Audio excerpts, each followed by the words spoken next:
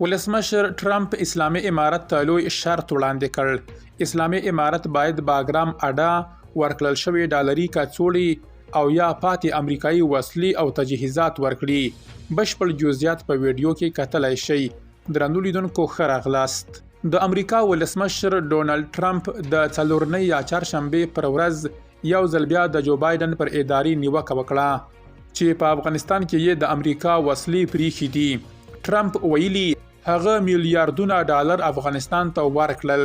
ټرمپ په سپینه ماڼۍ کې له ښځو سره په یوه غونډه کې ویلي موږ خپل پوځ بیا ورغاوه. ډیره برخه مو افغانستان ته ورکړې. دغه سړي یعنی بایدن په میلیارډونو ډالر ترې افغانستان ته وبخل.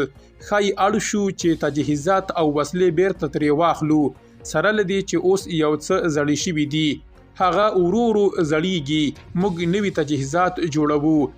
ټرمپ له دې مخکې هم په افغانستان کې د امریکایي وسلو د پریښودو له امله د جو بایدن پر اداره نیوکه کړې وه او ویلي وه چې دوی زموږ پوځي تجهیزات دښمن ته وسپارل.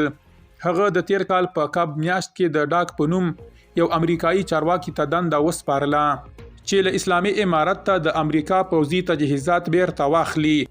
ټرمپ له اسلامي امارت سره د امریکا مرستې د امریکایي وسلو له سپارنې سره مشروطې کړي دي. خو دا لا روښانه نه ده چې د اسلامي امارت تر واک لاندې افغانستان ته امریکایي مرستې اوس هم ځي او که بندي شوي دي. ټرمپ له دې وړاندې په تکرار ویلي چې که په واک کې وای د باګرام پوځي اډه یې نه پرېښوده چې چینایان په واک کې واخلي. نوموړي ویلي له افغانستان څخه خپلې وسلې بیرته غواړو او که وسلې مو نه راکوي بیا د بایدن له لوري دوی ته ورکړل شوي میلیارډونه ډالر دې بیرته راکړي. هغه افغانستان ته میلیارډونه ډالر ورکړي.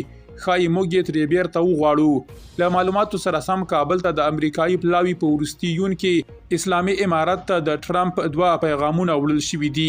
د باګرام هوایي اډه باید امریکا ته وسپارل شي او که اسلامي امارت له دې څخه انکار کوي نو بیا د ژر تر ژره دوی ته خپلې وسلې او تجهیزات ورکړي. دا مهال د اسلامي امارت مشرتابه پر دواړو وړاندیزونو په سلا مشورو بوخت دي.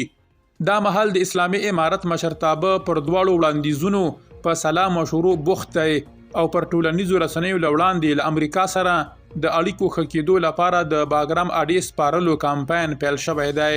درنو لیدونکو له ملتیا مننه.